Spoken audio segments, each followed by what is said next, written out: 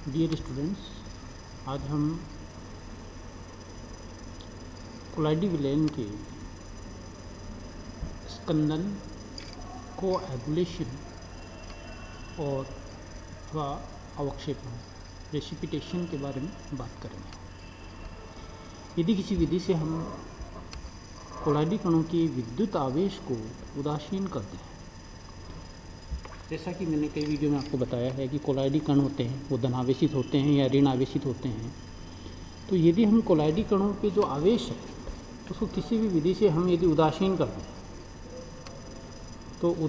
दें, तो इस स्थिति में इन कणों के मध्य का जो प्रतिकर्षण बल होता है, क्योंकि एक ही टाइप के आयन से बना हुआ होता है, प्रतिकर्षण बल होता है वो समाप्त हो जाएगा और ऐसी स्थिति में कोलाइडी कण एक दूसरे के नज़दीक आ जाएंगे और एक दूसरे के नज़दीक आने से संयुक्त होकर बड़े बड़े कण निलंबन की साइज के बना लेते हैं, जिससे ये कोएगुलेट, अवक्षेपित या प्रेसिपिटेट हो जाते हैं तथा गुरुत्वाकर्षण के प्रभाव से पात्र के पेंडे में बैठ जाते हैं। ये तो कॉमन सी चीज़ है। कुल मिला के इसमें क्या है, यदि उदासीन कर दें इनके आवेश को तो जो कोलाइडी कण हैं वो एक दूसरे के पास आ जाएंगे और पास आने से वो बड़े निलंबन के आकार के कण बना लेंगे और वो प्रेसिपिटेशन शो कर देता है। कोलाइडी कणों का ये अवक्षेपण जो प्रेसिपिटेशन बनता है, इसको ही हम स्कंदन, कोएगुलेशन या ऊर्णन, फ्लक्चुएशन एंड कोएगुलेशन या ऊर्णन या स्कंदन कहते हैं तथा प्राप्त अवक्षेप को स्कंद कहते हैं। साधारणतः स्कंदन की प्रक्रिया कोलाइडी विलेन में किसी विद्युत अपघट्य के मिलाने से होती है। यदि किसी इलेक्ट्रोलाइट के अंदर हम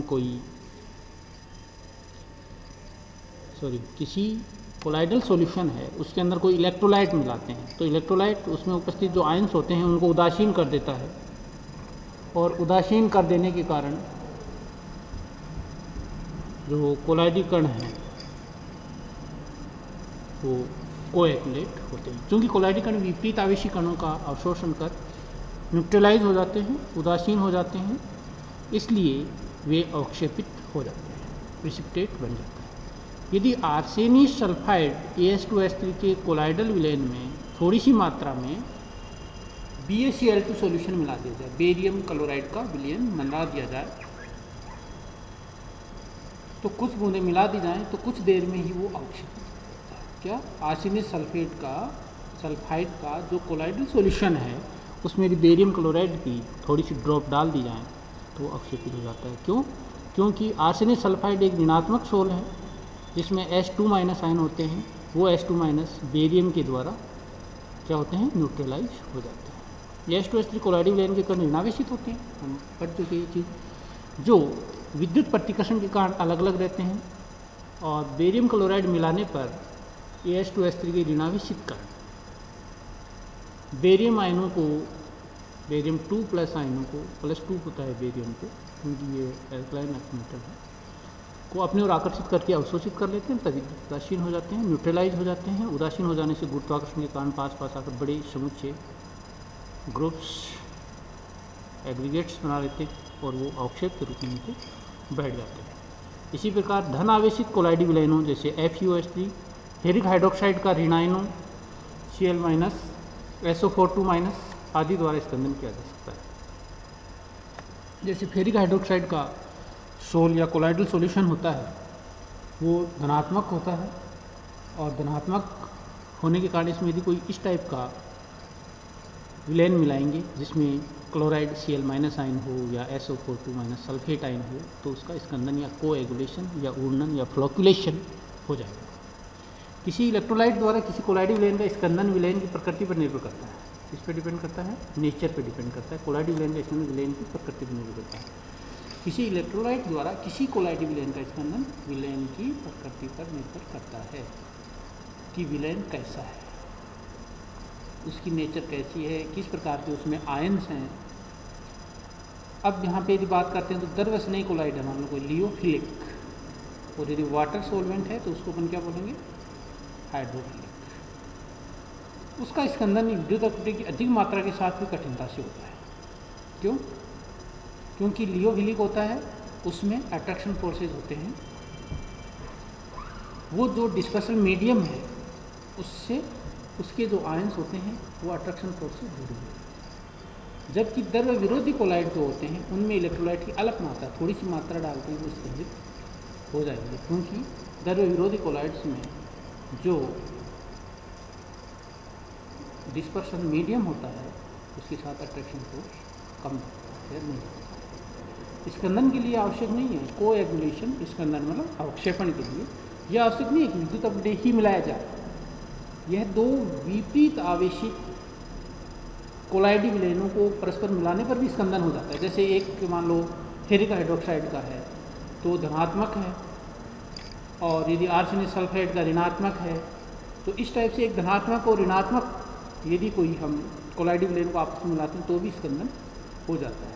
इसे पारस्परिक स्कंदन कहते हैं या म्यूचुअल कोएगुलेशन कहते हैं। ये भी कई बार एग्जाम में पूछा जाता है म्यूचुअल कोएगुलेशन क्या होता है। तो दो कोलाइडल सॉल्यूशन को आपस में, एक धनात्मक वाले को एक ऋणात्मक वाले को आपस में मिला देते हैं तो पारस्परिक स्कंदन होता है। फॉर एग्जाम्पल आर्सेनिक सल्फाइड जो मैंने आपको एग्जाम्पल बताया था, फिर गाइडो से कोलाइडी विलयन को मिलाने पर स्कंदन हो जाता है। Very important law of this chapter, Hardy Schulze का नियम। कोलाइडी विलयनों का स्कंदन या अवक्षेपण उसमें मिलाए जाने वाले विद्युत अपघट्य के आयनों के आवेश द्वारा होता है। कोलॉइडल सॉल्यूशन का जो स्कंदन या अवक्षेपण उसमें मिलाए जाने वाले विद्युत अपघट्य इलेक्ट्रोलाइट के आयनों के आवेश द्वारा होता है। ये तो बता चुका मैं आपको। अब जो उसमें इलेक्ट्रोलाइट मिलाते हैं उस पर आवेश कितना है उस पर निर्भर करेगा। किसी पे कम होता है, किसी पे ज़्यादा होता है, किसी पे +1 है, किसी पे +2 है, किसी पे -1 है, किसी पे -2 है।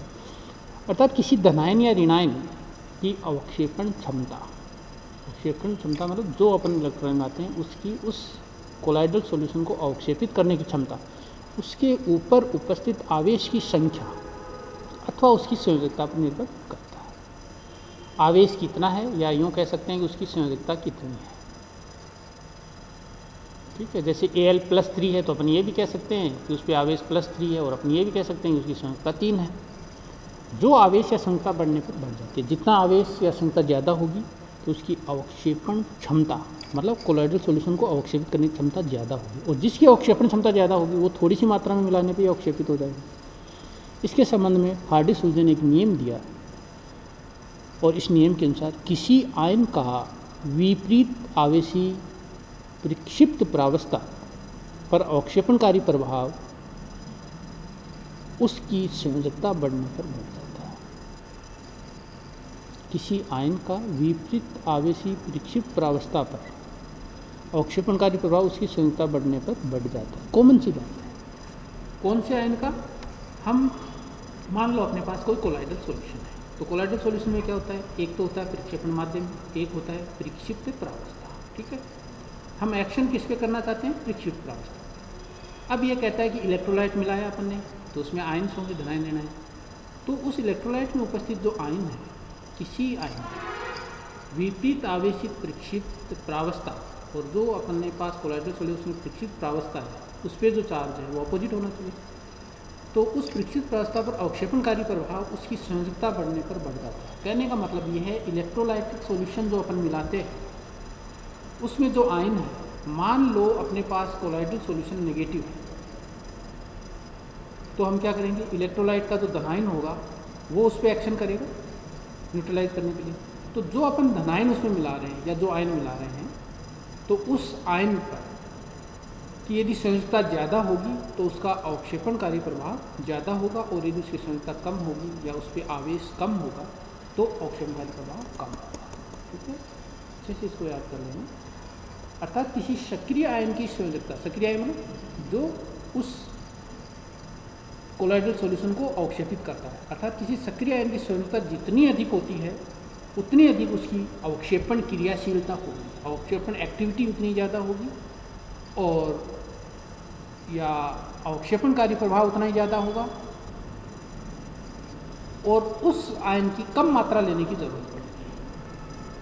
तो कुछ धनायनों की स्कंदित करने की सामर्थ्य निम्न क्रम में अब अपने पास दिया है Al3+ है, Ba2+ है, Na+ है, K+ है, अभी हमने चर्चा की कि जितना ज़्यादा उस पर आवेश होगा तो इसमें Al3 प्लस पे सबसे ज़्यादा आवेश है तो इसकी अवक्षेपण क्रियाशीलता ज़्यादा है, या यूँ कहें कि अवक्षेपण का प्रभाव ज़्यादा पड़ेगा। ऐसे Ba2 प्लस पे 2 है, फिर Na प्लस और K प्लस पे इक्वल है तो इनकी अवक्षेपण क्षमता भी अप्रोक्सीमेटली इक्वल है। तथा कुछ ऋणायनों की स्कंदित करने की सामर्थ्य निम्न क्रम में है। FeCN6 4 माइनस, PO4 3 माइनस, ये दिखने का है, and SO4 2 minus and Cl minus. FeCN6 4 minus, इसका मतलब यहाँ पे जो Fe है ना इस पर +2 चार्ज है और इस पूरे ऋणायन पे 4 माइनस चार्ज है, और Fe जिसमें +2 होता है वो क्या होता है, फेरो होता है। तो ये क्या है, फेरोसाइनाइड आयन है। ओके, ये फेरोसाइनाइड आयन है। और PO4 3 minus phosphate ion, SO4 2 minus sulphate ion, Cl minus chloride ion. तो जो फेरोसाइनाइड आयन है इस पर 4 माइनस चार्ज है, तो इसकी जो स्कंदन करने की सामर्थ्य है या अवक्षेपण करने की जो सामर्थ्य है वो सबसे ज़्यादा होगी, फिर 3 वाले की, फिर 2 वाले की, फिर 1 वाले की। दूध में फिटकरी डालकर पनीर बनाने की प्रक्रिया इसी सिद्धांत पर आधारित है, कोएगुलेशन की जाती है। दूध में फिटकरी डाल के पनीर बनाते हैं, तो ये जो प्रक्रिया है ये किस पर आधारित है, स्कंदन। दूध में फिटकरी, आपको यदि पूछा जाए दूध में फिटकरी डाल पनीर बनाया जाता है तो इसमें कौन सा प्रोसेस होता है, तो इसमें स्कंदन होता है, कोएगुलेशन होता है, फ्लोकुलेशन होता है या उर्णन होता है। ये देखा गया है कि कोलाइडल सॉल्यूशंस का स्कंदन तब तक नहीं होता, अब ये भी एक चीज़ सब में ही होती है, एक लिमिट होती है, जब तक कि विद्युत अपघटन की न्यूनतम सांद्रता नहीं पहुंच जाती। ये तो हर चीज़ के लिए होता है कि न्यूनतम सांद्रता नहीं पहुंच पाती, तो कैसे होगा, तो विद्युत अपघटन की मिलीमोल प्रति लीटर में, किसी इलेक्ट्रोलाइट की मिलीमोल प्रति लीटर में न्यूनतम सांद्रता जो किसी कोलाइडी विलयन के स्कंदन या अवक्षेपण के लिए ज़रूरी होती है। कोई कोलाइडल सॉल्यूशन लिया आपने, उसका 1 लीटर विलयन ले लिया, अब उस 1 लीटर विलयन कोलाइडल विलयन है, उसमें इलेक्ट्रोलाइट की मिनिमम कितना मिलीमोल मिलाएं कि उसका स्कंदन हो जाए या स्कंदन स्टार्ट हो जाए। तो किसी इलेक्ट्रोलाइट की मिलीमोल प्रति लीटर में न्यूनतम सांद्रता जो किसी कोलाइडी विलयन के स्कंदन या अवक्षेपण के लिए ज़रूरी होती है को उस विद्युत अपघटन का उर्णन मान, फ्लोकुलेशन वैल्यू या स्कंदन मान, कोएगुलेशन वैल्यू कहा जाता है। किसका, उस विद्युत अपघटन का जो अपन अवक्षेपित करने के लिए कोलाइडल सॉल्यूशन में मिलाते हैं। अतः किसी विद्युत अपघटन का उर्णन मान जितना कम होगा वह स्कंदन करने में उतना ही अधिक प्रभावशाली होगा। क्यों, मिलीमोल में जितनी सांद्रता ले रहे हैं अपन प्रति लीटर में वो उर्णन मान है। अब यदि मिलीमोल में कम सांद्रता की ज़रूरत पड़ेगी, इसका मतलब उस पर धनात्मक चार्ज ज़्यादा है और वो थोड़ी सी मात्रा में ही उदासीन करके अवक्षेपण कर देता है। अतः किसी विद्युत अपघटन का उर्णन मान जितना कम होगा वह स्कंदन करने में उतना ही अधिक प्रभावशाली होगा। ये हार्डी-सुलजे का नियम है, वही बात चल रही है। आर्सेनिक सल्फाइड सोल ऋणावेशित और फेरिक हाइड्रोक्साइड सोल धनावेशित के लिए विद्युत उर्णन मान दिए गए हैं। इनको मान लो आर्सेनिक सल्फाइड आपके पास है और फेरिक हाइड्रोक्साइड का सोल है, दोनों आर्सेनिक सल्फाइड नेगेटिव सोल है और फेरिक हाइड्रोक्साइड पॉजिटिव सोल है। तो इनकी जब बात करते हैं तो इनके उदासीनीकरण के लिए जो मिनिमम ज़रूरत पड़ती है तो उर्णन मान दिए हुए हैं कि ये आर्सेनिक सल्फाइड सोल है इलेक्ट्रोलाइट और ये है धनायन की संयोजकता और ये उर्णन मान। इसमें धनायन की संयोजकता 1 है। आर्सेनिक सल्फाइड सोल के लिए अपन धनायन की बात कर रहे हैं, ठीक है ना, क्योंकि arsenic sulphide sol negative ion है तो धनायन ही उसको उदासीन करेगा। तो इसकी धनायन की संयोजकता 1 है, इसकी 1 है, MgSO4 की 2 है। क्यों, क्योंकि Mg+2 है, Zn+2 है, Al+3 है। तो उर्णन मान जो है NaCl इसका 52 है, इसका 50 है, इसका 0.72 है, इसका 0.68 है और इसका 0.093। ओके, अब आप देखिए इसमें उर्णन मान जो जो धनात्मक संयोजकता बढ़ रही है उन्नयन मान घटता जा रहा है, कम हो रहा है।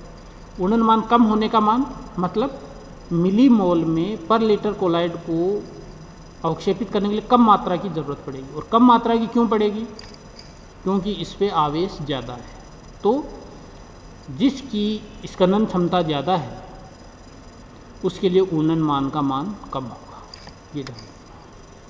अवक्षेपणकारी प्रभाव जिसका ज़्यादा, और अवक्षेपणकारी प्रभाव किसका ज़्यादा होगा? जिस पे पॉजिटिव या नेगेटिव आवेश ज़्यादा होगा। यदि नेगेटिव सोल है तो उसके रेफरेंस में पॉजिटिव आवेश ज़्यादा होगा।